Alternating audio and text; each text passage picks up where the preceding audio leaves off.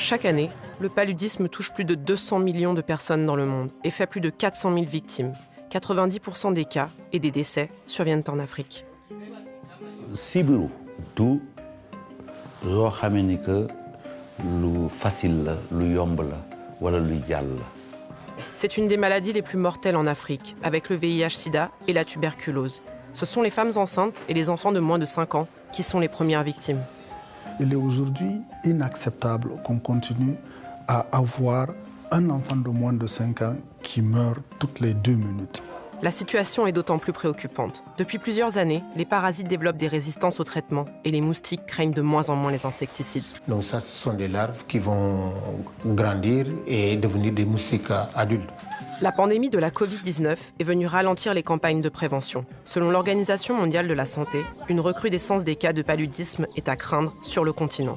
Le nombre de décès pourrait même doubler en 2021. Il ne faut pas qu'on oublie que les moustiques ne vont pas nous attendre. Les moustiques se développent, les moustiques évoluent, les moustiques se mutent. Ce fléau pèse sur l'économie et le développement. Selon la Banque mondiale, il impacte jusqu'à 1,3% du PIB, un manque à gagner de 12 milliards de dollars par an en Afrique. Sans santé, on n'a pas de croissance. Sans croissance, on n'a pas de développement.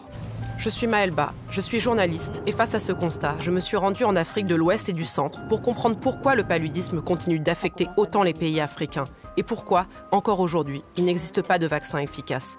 J'ai rencontré les acteurs qui luttent ensemble pour vaincre le paludisme.